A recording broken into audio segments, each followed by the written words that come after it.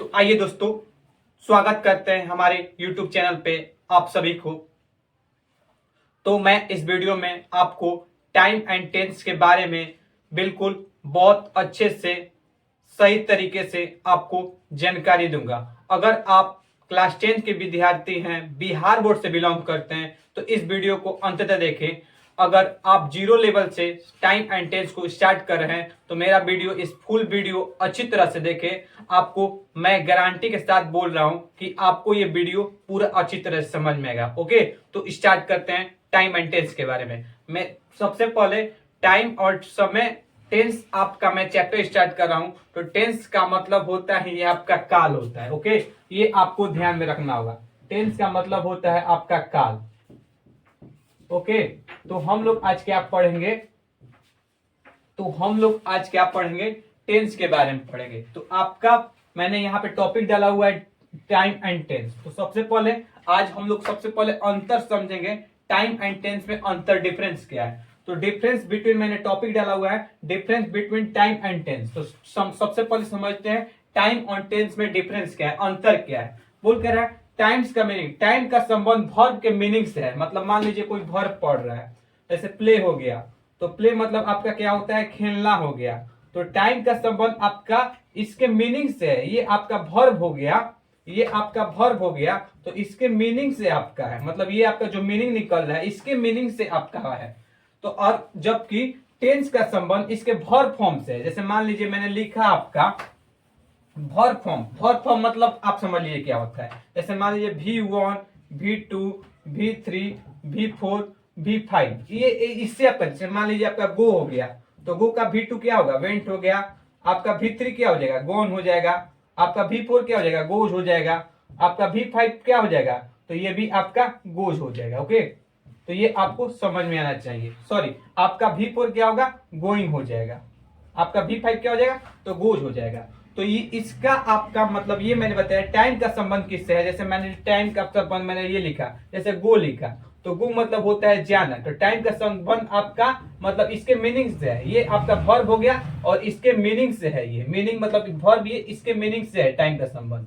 Okay, ये यहां तक आपको समझ में आ रहा होगा। लेकिन अगर बात की जाए आपका टेंस का संबंध, तो टेंस का संबंध किससे है, तो आपके वर्ब फॉर्म से। तो वर्ब फॉर्म क्या होते हैं, जैसे V1 हो गया, V2 हो गया, V3 हो गया, V4 हो गया, V5 हो गया। जैसे मैंने यहाँ पे एक एग्जांपल के तौर पे लिया हुआ है, आपका गो लिया हुआ है। गो का आपका V2 क्या होगा, वेंट होगा। आपका V3 क्या होगा, गोन होगा। आपका V4 क्या होगा, गोइंग होगा।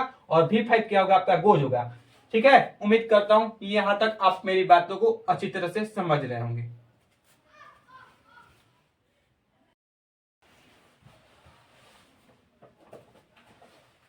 तो आइए हम लोग आगे बढ़ते हैं और अंतर समझते हैं टाइम और टेंस में। ओके, तो आइए देखते हैं क्या लिखा हुआ है। बोल कर रहा है टाइम का कॉन्सेप्ट पूरे विश्व में एक समान है। मतलब टाइम का अर्थ देखा जाए, कॉन्सेप्ट देखा जाए, तो पूरे विश्व में समान है। ओके, अगर बात की जाए टेंस का जो कॉन्सेप्ट है, तो भिन्न भिन्न भाषाओं में अलग अलग है। मतलब जो अलग अलग भाषा बोलते हैं, तो वहां पे जो टाइम टेंस का कॉन्सेप्ट है वो अलग अलग है। ओके, आइए देखते हैं ये क्या बोले अंतर। बोले टाइम का कॉन्सेप्ट भाषा या व्याकरण से स्वतंत्र है।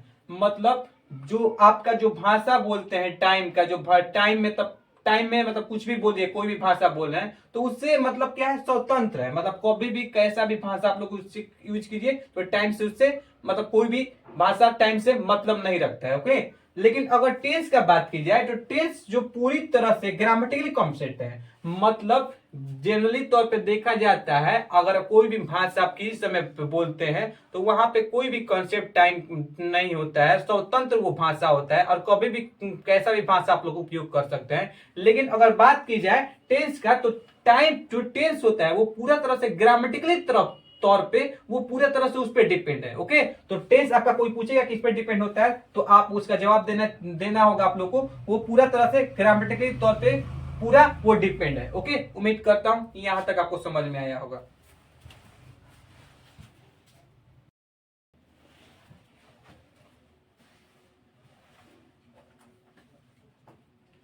तो आइए हम लोग समझते हैं आपके टेंस कितने तरह के होते हैं। यहां पे मैं बताऊंगा आपको टेंस के बारे में। तो टेंस कितने प्रकार के होते हैं, तो बोला है टेंस 3 प्रकार के होते हैं। तो कौन कौन से आपके टेंस 3 प्रकार के होते हैं, तो प्रेजेंट टेंस होते हैं, पास्ट टेंस होते हैं, फ्यूचर टेंस होते हैं। प्रेजेंट टेंस मतलब जो समय, जैसे मैं जाता हूं तो मैं प्रेजेंट काम कर रहा हूं, वर्तमान का काम कर रहा हूं, वो प्रेजेंट टेंस होता है। जो मतलब अप टू डेट में जो काम कर रहे हैं आप, जो प्रेजेंट में आप कोई कार्य कर रहे हैं तो वो प्रेजेंट कहलाता है। जैसे मैं बोल रहा हूं कि ही गोज, वो जाता है, तो वो प्रेजेंट में कार्य कर रहा है। ओके, जैसे अगर पास्ट की बात की जाए तो वो बीते हुए समय का बात बताता है। जैसे मैं गया था, ठीक है, मैं पटना गया था, तो वो पास्ट का बात बता रहा है। तो वो आपका क्या होगा, वो मतलब पास्ट का बात बता रहा है तो वो पास्ट टेंस में आ जाएगा। ओके, अगर फ्यूचर की बात बता, फ्यूचर टेंस क्या बताता है, तो फ्यूचर टेंस ये बताता है कि जो आप काम करने वाला है, जैसे मैं पढ़ाने वाला हूं, ओके, तो ये फ्यूचर का बात हो गई। तो मैंने ये बताया आपको, उदाहरण के तौर पे मैंने बताया आपको प्रेजेंट, पास्ट, फ्यूचर के बारे में। मैंने प्रेजेंट के बारे में क्या बताया, ये वर्तमान समय की बात बताता है, और जनरली तौर पे लगभग लगभग ये वर्तमान की बात बताता है, और पास्ट जो समय बीत गया है उसकी बात ये बताता है, और फ्यूचर जो जो काम होने वाला है, फ्यूचर में आने वाले समय में जो होने वाला है वो बात बताता है। उम्मीद करता हूं यहां तक आपको समझ में आ रहा होगा।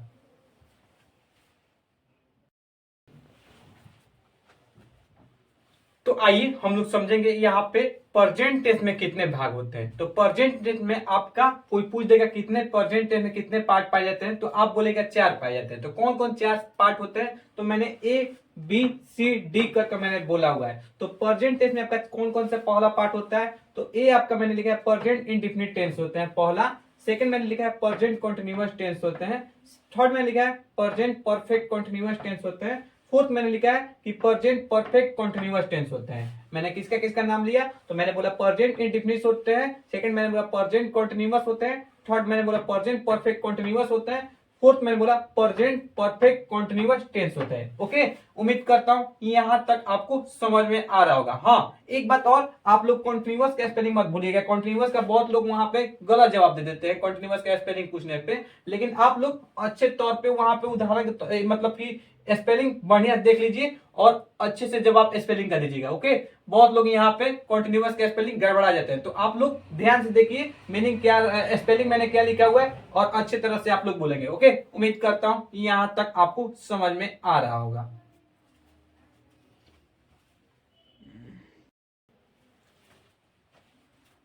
जी हाँ, मैंने आप लोगों को प्रेजेंट टेंस के बारे में बताया, उसका 4 पार्ट होते हैं। मैंने 4 पार्ट का नाम मैंने बताया, प्रेजेंट इंडेफिनिट होते हैं, सेकंड मैंने बताया कि प्रेजेंट कंटीन्यूअस होते हैं, थर्ड मैंने बताया प्रेजेंट परफेक्ट कंटीन्यूअस होते हैं, फोर्थ मैंने बोला, सॉरी मैंने थर्ड बोला प्रेजेंट परफेक्ट होते हैं, फोर्थ मैंने बोला कि प्रेजेंट परफेक्ट कंटीन्यूअस होते हैं। वैसे ही आपका पास्ट में बिल्कुल आपका सेम है। वहां पे देखिए पास्ट इंडेफिनिट होते हैं, टेंस होते हैं, सेकंड होते हैं पास्ट कंटीन्यूअस टेंस होते हैं, थर्ड आपका पास्ट परफेक्ट टेंस होते हैं, फोर्थ होते हैं पास्ट परफेक्ट कंटीन्यूअस टेंस होते हैं। तो वहां पे मैंने क्या किया, आपका प्रेजेंट को हटाकर यहाँ पे आप लोग पास्ट लगा दीजिएगा। ओके, तो मैंने पास्ट इंडेफिनिट लिखा हुआ है, पास्ट कंटीन्यूअस लिखा है, पास्ट परफेक्ट कंटीन्यूअस लिखा है, पास्ट परफेक्ट कंटीन्यूअस टेंस लिखा है। उम्मीद करता हूं यहां तक आपको मेरी बात को समझ रहे होंगे। ओके,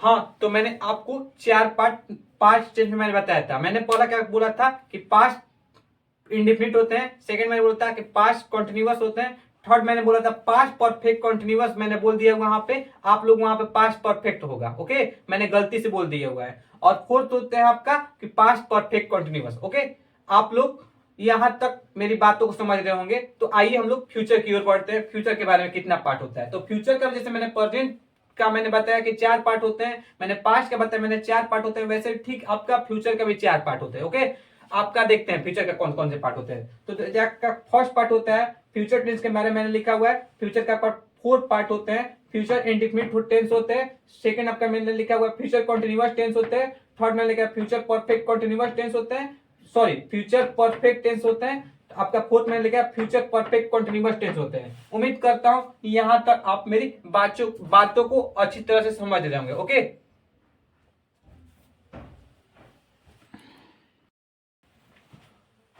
तो आइए हम लोग सबसे पहले आपको आपको प्रेजेंट टेंस की ओर लेकर चलते हैं। ओके, तो मैंने यहाँ पे प्रेजेंट टेंस टॉपिक डाला हुआ है। तो सबसे पहले हम लोग प्रेजेंट इंडेफिनिट के बारे में समझेंगे। जैसे तौर पे आप लोग देख लीजिए, आप लोग को मैंने उदाहरण के तौर पे यहाँ पे दिया हुआ है। मैं यहाँ पे वर्तमान समय में जो कार्य हो रहा है उसके बारे में बताऊं, तो मैंने यहाँ पे लिखा है समान वर्तमान। तो मतलब वैसा कार्य जो आपको समान रूप से वर्तमान में चल रहा है उसके बारे में मैं आपको जानकारी दूंगा। तो जैसे मैंने लिखा हुआ है वो लिखता है, ठीक है, वो लिखती है, वे लिखते हैं। तो जैसे तौर पे ये आप बोलिएगा, ये वाक्य आप यूज कीजिएगा, तो जनरली तौर पे वो जो वाक्य है वो समान वर्तमान के बारे में बात बता रहा है। मतलब समान वर्तमान मतलब जो काम आपका चल रहा है वो उस कार्य के बारे में बता रहा है। जैसे मैंने लिखा हुआ है ऐसे वाक्य, मतलब ऐसे वाक्य जो ऊपर दिया हुआ है इस वाक्य के बारे में बात कर रहा हूं। ऐसे वाक्य से यह बोध होता है, ऐसे वाक्य से क्या बोध होता है कि कोई कार्य समान रूप से वर्तमान काल में होता है। मतलब ये जो मैंने वाक्य लिखा हुआ है, तो ऐसे आपका वाक्य से यह बोध होता है कि कोई कार्य जो हो रहा है आपका वर्तमान में हो रहा है और इनकी बनावट होती है। इनकी बनावट कैसे होती है, जैसे मैंने ये लिखा हुआ है, तो इनकी बनावट कैसे होती है। तो कर्ता मैंने यहाँ पे लिख दिया था। कर्ता किसको बोलते हैं कि जो कार्य कर रहा है। जैसे यहाँ पे वाक्य आपका लिखा है वो लिखता है, तो आपका कर्ता इसमें पूछेगा कौन हो गया, तो वो आपका कर्ता हो गया। जैसे मैं सेकंड वाक्य में देख रहा हूं, सेकंड आपका क्या बोला है, वो लिखती है, तो इसमें आपको कर्ता पूछ देगा कर्ता कौन है, तो वहां पे बोलेगा वो आपका कर्ता हो गया। जैसे मैंने थर्ड लिखा है वे लिखते हैं, तो आपसे पूछ देगा कर्ता कौन है, तो वे हो गया। ओके, तो कर्ता आप लोग को समझ में आ रहा होगा मेरी तरफ से। ओके, मैं उम्मीद करता हूं यहां तक आपको मेरी बात समझ में आ रहा होगा। तो मैंने ये लिखा हुआ है ऐसे वाक्य से यह बोध होता है कि कोई कार्य समान रूप से वर्तमान काल में होता है और इनकी बनावट है। तो कर्ता आपको समझ में आ गया होगा। अब धातु समझ है। धातु जैसे मैंने लिखा हुआ है, लिख यहाँ पे लिखा हुआ है, यहाँ पे मैंने लिखा हुआ है, तो ये आपके धातु हो गए। अब यहाँ पे धातु के साथ ता है, जैसे मैं यहाँ पे धातु के साथ क्या लग गया, तो ता है लग गया। अब लग सकता है ती है हो लग सकता है और ते है लग सकता है। तो ऐसे वाक्य जैसे इनकी जो वाक्य मैंने ये लिखा हुआ है, तो इनकी बनावट ऐसे तौर पर लिखिएगा आप लोग, कर्ता प्लस धातु प्लस ता है ती है ते है। जैसे मैंने यहाँ पे लिखा है वह प्लस धातु प्लस ता है, वह प्लस धातु प्लस ती है। यहाँ पे मैंने लिखा है वह प्लस धातु प्लस ते है। ये जनरली तौर पे ये जितना भी मैंने वाक्य लिखा हुआ है ये समान वर्तमान का आपका बोध करा रहा हो। अगर आप लोग हिंदी में स्ट्रक्चर का बनावट देखिएगा तो वहां पे ऐसे दिखेगा कर्ता प्लस धातु प्लस ता है ती है ते है, समान रूप वर्तमान का वो बोध करा रहा होगा उस समय। ओके, उम्मीद करता हूं वहां यहां तक आप मेरी बातों को अच्छी तरह से फील कर रहे होंगे और मेरी बातों को ध्यान से सुन रहे होंगे। ओके,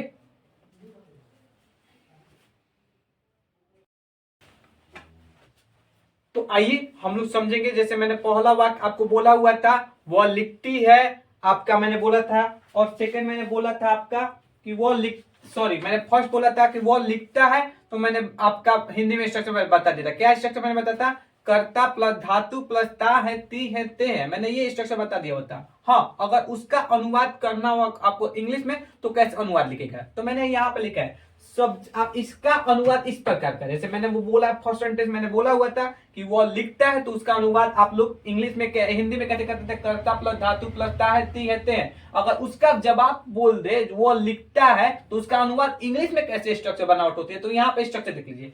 सब्जेक्ट मैंने लिखा है प्लस फुल वर्ब। ओके, तो जो फुल वर्ब होगा वो जनरली तौर पे आपका मतलब जो भी वाक्य होगा वो प्रेजेंट सिंपल में होगा या प्रेजेंट सिंपल मतलब प्रेजेंट इंडिफिनिट मोड को बोलेंगे। ओके, तो जैसे मैंने लिखा है ही प्लेज, तो ही प्लेज जैसे आपका लिखा हुआ है दे प्लेज, तो वो लोग मतलब अगर सब्जेक्ट अगर आपका सिंगुलर होगा तो वहां पे वर्ब भी आपका क्या होगा, सिंगुलर हो जाएगा। जैसे अगर सब्जेक्ट अगर प्लूरल होगा तो वर्ब भी आपका क्या हो जाएगा, प्लूरल हो जाएगा।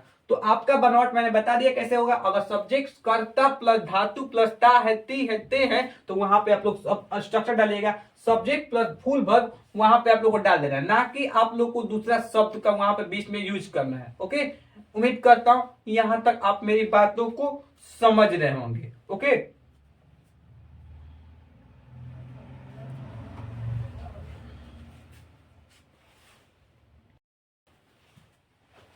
तो मैंने आपको फर्स्ट आपका लिखा हुआ था वाक्य मैंने दिया हुआ था आपका, मैंने पहला वाक्य दिया हुआ था वो लिखता है, तो मैंने यहाँ पे अनुवाद करके बता दिया हुआ था। मैंने आपका हिंदी में मैंने स्ट्रक्चर बनाया था कर्ता, यहाँ पे आपका कर्ता प्लस धातु प्लस ता है ती है ते है, वो मैंने स्ट्रक्चर बताया था। तो उसी तौर पे मैंने आपका यहाँ पे लिख दिया हुआ है। मैंने आपका वाक्य भी आपका बोला था, 3 वाक्य मैंने बोला था, तो उस वाक्य का अनुवाद मैंने यहाँ पे करके बता दूंगा। जैसे मान लीजिए वह लिखता है, तो मैंने वहां पे आपका इंग्लिश में स्ट्रक्चर मैंने बनावट कैसे लिखी थी, सब्जेक्ट प्लस फुल वर्ब, तो वहां पे लेके मैंने लिखा है ही राइट्स। ओके, तो वो लिखता है कि आपका अनुवाद क्या हो जाएगा, ही राइट्स। अगर वो लिखती है तो वहां पे फीमेल का बोध हो रहा है, मतलब आपका आपका लड़की का बोध हो रहा है, तो वो लिखती है, तो वहां पे मैं वहां उस लड़की के लिए मैं क्या यूज करूंगा, तो आपका सी का प्रयोग करते हैं, तो मैंने यहाँ पे लिखा है सी राइट्स। अगर वे लिखते हैं तो वे मतलब आपका बहुत सारे लोगों को दर्शा रहा है, तो वे के लिए हम लोग क्या यूज करते हैं, दे का प्रयोग करते हैं, तो आप लोग लिख दीजिएगा दे राइट। ओके, उम्मीद करता हूं कि यहां तक आप मेरी बातों को समझ रहे होंगे।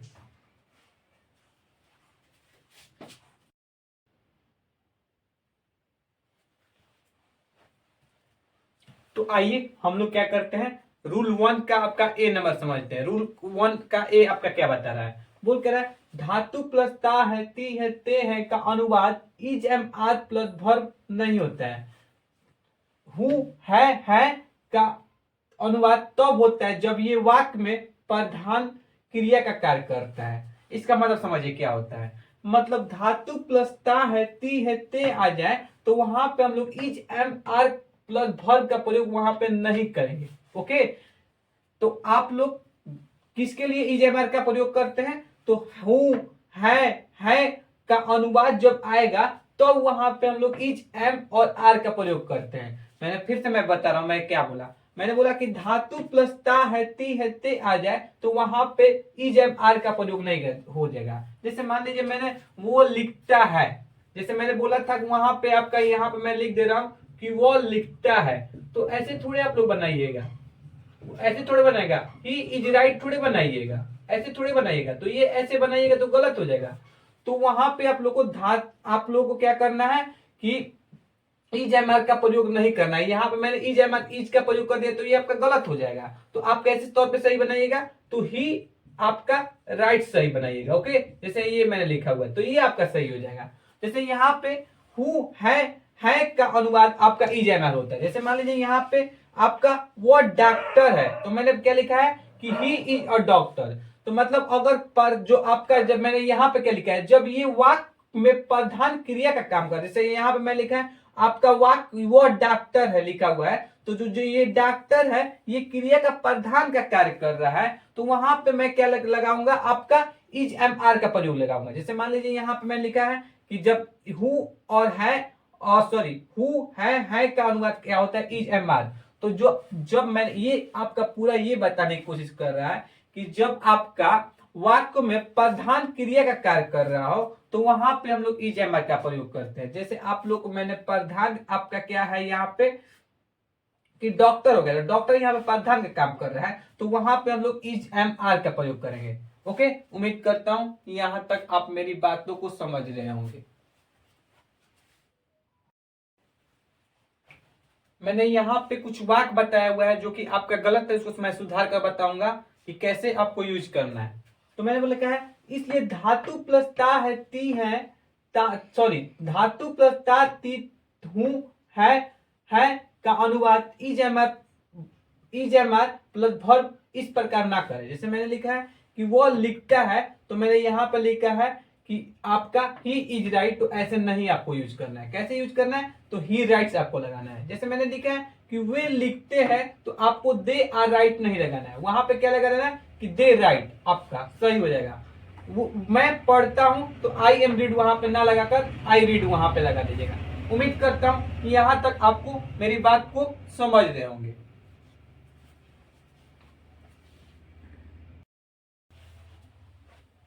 तो आइए हम लोग रूल नंबर 1 बी को देखते हैं। बोल कह रहा है कि धातु प्लस ता है सॉरी ती है, ता है का अनुवाद इस प्रकार होता है। मतलब धातु में जब भी आपका आपका ती लग गया या फिर ता हो गया, जैसे मान लीजिए आपका लिख हो गया, तो लिख आपका धातु हो गया, इसमें अगर ता हो जा रहा है या फिर लिखता हो जा रहा है या फिर लिख में आपका ती हो जा रहा है, तो उसका अनुवाद कैसे करिएगा। जैसे मान लीजिए आपका धातु हो गया, वहां पे ती लग गया, ये धातु हो गया, यहाँ पे ता है आपका लग गया, तो आपको क्या करना है कि वो उसको कैसे बनाना है। तो आपका बोला है कि स्ट्रक्चर कैसे का, फुल वर्ब जैसे मान लीजिए आपका प्ले हो गया, ठीक है। अब क्या बोला यहाँ पे, एस और एस लगा देना है, तो एस अगर यहाँ पे लगाइए तो एस लगा सकते हैं। अगर वहां पे फुल भर में अगर गो आ जाए तो वहां पे आप लोग ईएस भी ज्वाइन कर सकते हैं। ओके, तो आपका ये क्या हो जाएगा, तो गोज हो जाएगा। तो मतलब अगर आ जाए कि जैसे आपका धातु अप्लसता है या फिर धातु प्लसती है आ जाए, तो वहां पे आपको क्या यूज करना है, फुल भर में आपको एस लगा देना है या फिर ईएस लगा देना है। जैसे मैंने यहाँ पे एस लगा दिया हुआ है, यहाँ पे मैंने ईएस लगा दिया हुआ है। जैसे यहाँ पे एक एग्जांपल के तौर पर समझ लेते हैं, जैसे मैंने क्या लिखा हुआ है, वो लिखता है या फिर लिखती है, तो आप कैसे बनाइएगा, ही या फिर सी वहां पे लगाइएगा। वो लिखती के लिए आप लोग क्या लगाइएगा, तो वो लिखती है तो वो आपका गर्ल हो गई, तो वहां पे सी का प्रयोग कीजिएगा। तो मैंने यहाँ पे सी राइट्स बनाया हुआ है। अगर वो लिखता आ जाए तो वहां पे मेल का बोध करा रहा है, तो वहां पे आप लोग कैसे बनाइएगा, ही राइट्स वहां पे ही बनाइएगा। तो मैंने आपका स्ट्रक्चर बता दिया हुआ है। अगर धातु प्लस ता है ती है का अनुवाद आ जाए तो आप लोग फुल भर लगा दीजिएगा, एस या ईएस वहां पे जोड़ दीजिएगा। वहां पे जो सब्जेक्ट रहेगा वो अगर सिंगुलर होगा तो हम लोग जो वर्ब होगा वो भी सिंगुलर वर्ब का यूज करेंगे। जैसे मैंने यहाँ पे सब्जेक्ट आपका यहाँ पे क्या है, सिंगुलर है, तो मैंने यहाँ पे आपका सिंगुलर वर्ब का प्रयोग किया हुआ है। तो आपका सिंगुलर वर्ब कब होगा, तो जब वर्ब में एस और ईएस लग जाता है तब तो वहां पे हम लोग क्या करते हैं, वो जो वर्ब होता है वो आपको सिंगुलर बना देते हैं। ओके, उम्मीद करता हूं यहां तक आप मेरी बातों को अच्छे से ध्यानपूर्वक अच्छे तरह से अच्छे ढंग से सुन रहे होंगे।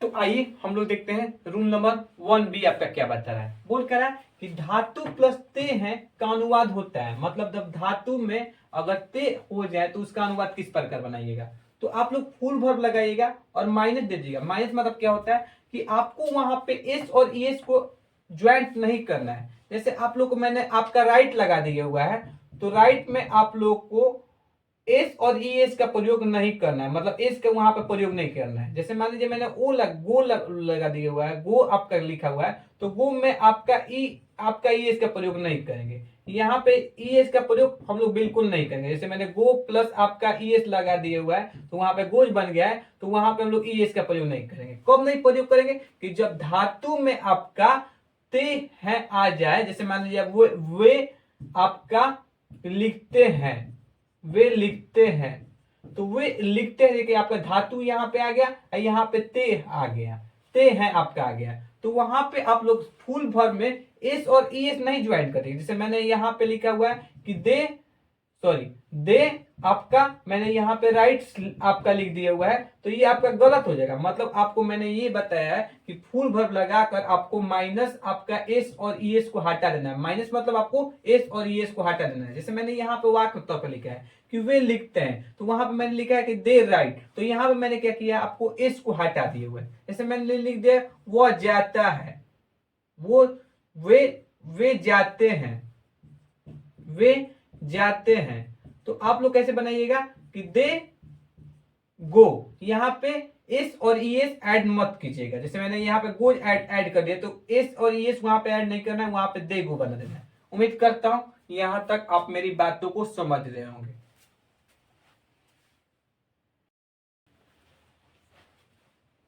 तो आइए हम लोग रूल नंबर 1C को ध्यान से देखते हैं। बोल क्या रहा रूल नंबर 1C, ऐसे वाक्य में अगर सब्जेक्ट और वर्ब हो या तो सिंगुलर रहते हैं या तो प्लूरल रहते हैं। मतलब अगर आपका सब्जेक्ट अगर आपका सिंगुलर रहता है तो वर्ब भी आपका सिंगुलर बन जाएगा। अगर आपका सब्जेक्ट अगर प्लूरल रहता है तो वर्ब भी प्लूरल बन जाएगा। अब समझते हैं सिंगुलर सब्जेक्ट क्या है। जैसे मैंने अगर एक का बात होता है, जैसे मैंने बोला वह, तो वहां पे एक का बोल रहा है, तो वो आपका सब्जेक्ट सिंगुलर हो गया। तो सब्जेक्ट अगर सिंगुलर हो तो वर्ब भी क्या हो जाएगा, सिंगुलर हो जाएगा। मैंने कब बताया कि वर्ब सिंगुलर रह जाएगा, अगर जैसे मान लीजिए मैंने गो लगाया हुआ है, तो गो में अगर ईएस लगा दूं तो ये आपका क्या बन जाएगा, तो गोज बन जाएगा। तो अगर मैंने जैसे मैंने प्ले लिखा हुआ है, तो प्ले में अगर एस लगा दूं तो आपका प्लेज हो गया। तो वर्ब में मैंने सिंगुलर आपको वर्ब कब बन जाता है, कि जब वर्ब में एस और ईएस ऐड कर देते हैं तो वहां पे जो वर्ब बनता है वो आपका सिंगुलर बन जाता है। जैसे मैंने प्ले लिखा उसमें ऐड कर दिया, एस ऐड कर दिया, तो आपका सिंगुलर हो गया है। जैसे मैंने यहाँ पे वर्ब लिया हुआ है, ई गो में आपका ईएस ऐड कर दिया तो ये आपका सिंगुलर बनता है। तो मैंने यहाँ पे ये बात बोली है कि अगर जो आपका सब्जेक्ट और वर्ब हो, अगर सिंगुलर सब्जेक्ट हो तो वहां पे हम लोग सिंगुलर वर्ब का यूज करते हैं, अगर प्लूरल वर्ब सब्जेक्ट हो तो वहां पे प्लूरल वर्ब का यूज कर देते हैं। जैसे मान लीजिए यहाँ पे मैं लिखा है कि ही आपका राइट लिखा हुआ है, ही राइट्स लिखा हुआ है, तो ही आपका क्या हो गया, आपका सब्जेक्ट आपका सिंगुलर हो गया। तो इसके साथ हम लोग जो वर्ब लगा है वो आपका सिंगुलर वर्ब यूज करती है। तो आपका वर्ब मैंने कब बताया था सिंगुलर होगा, जब वर्ब में एस और ईएस ऐड हो जाता है, तब वहां पे क्या होता है, सब्जेक्ट आपका वर्ब क्या होता है, सिंगुलर हो जाता है। तो देखिए मैंने यहाँ पे आपका वर्ब में एस यहाँ पे यूज कर दिया है, तो ये आपका सिंगुलर हो गया। मतलब सब्जेक्ट अगर सिंगुलर तो वर्ब भी क्या आपका सिंगुलर। तो आइए सेकंड देखते हैं, अगर सब्जेक्ट अगर प्लूरल होगा तो वर्ब में आपका वर्ब भी आपका प्लूरल होगा। जैसे वर्ब में अगर एस और ये ऐड कीजिएगा तो वहां पे जो वर्ब होता है वो प्लूरल हो जाता है। जैसे मैंने आपका लिखा है प्ले, तो प्ले आपका क्या होगा, ये प्लूरल वर्ब हो गया। तो यहाँ पे आपका वर्ब अगर सब्जेक्ट अगर सिंगुलर तो वर्ब भी अगर प्लूरल। तो इसका मैंने यहाँ पे ये डाला हुआ है कि इसका अनुवाद इस प्रकार ना करें। जैसे मैंने अगर सब्जेक्ट अगर सिंगुलर हो जाए तो वहां पे अगर वर्ब लगाना हो तो वर्ब प्लूरल वहां पे यूज ना करिएगा। अगर सब्जेक्ट अगर प्लूरल हो जाए तो वहां पे वो सिंगुलर वर्ब का यूज ना करना है। जैसे यहाँ पे देखिए कि ही राइट मैंने लिखा हुआ है, तो यहाँ पे जो सब्जेक्ट आपका हो रहा है वो आपका सिंगुलर हो जा रहा है, तो मैंने ये जो वर्ब यूज किया हुआ है वो प्लूरल वर्ब यूज किया हुआ है। तो वर्ब मैंने क्या यूज किया है, प्लूरल वर्ब यूज किया है, तो ये आपका बात गलत हो जाएगा। मैंने यहाँ पे गलत काट दिया हुआ है। जैसे मैंने यहाँ पे जो सब्जेक्ट है वो आपका प्लूरल है, प्लूरल है, सब्जेक्ट अगर क्या है प्लूरल है, तो यहाँ पे जो वर्ब आप लोग यूज किए हैं, तो ये जो वर्ब है आपका, ये आपका सिंगुलर है। कौन सा वर्ब है, तो सिंगुलर वर्ब है। तो ये आपका वाक्य आपका गलत हो जाएगा। क्यों गलत हो जाएगा, तो मैंने यहाँ पे साफ साफ लिखा है कि अगर जब सब्जेक्ट सिंगुलर हो तो वर्ब भी आपका सिंगुलर, अगर सब्जेक्ट अगर प्लूरल तो वर्ब भी आपका प्लूरल। तो यहाँ पे मैंने क्या कर दिया हुआ है, अगर सब्जेक्ट आपका सिंगुलर था तो मैंने यहाँ पे प्लूरल वर्ब का यूज कर दिया, जो कि आपका गलत हो गया है। यहाँ पे आपका मैंने क्या यूज किया है, अगर सब्जेक्ट यहाँ पे सिंगुलर सॉरी प्लूरल था तो मैंने यहाँ पे सिंगुलर वर्ब का यूज कर दिया, जो कि ये भी आपका वाक्य गलत हो गया है। उम्मीद करता हूं यहां तक आप मेरी बातों को ध्यान से सुन रहे होंगे।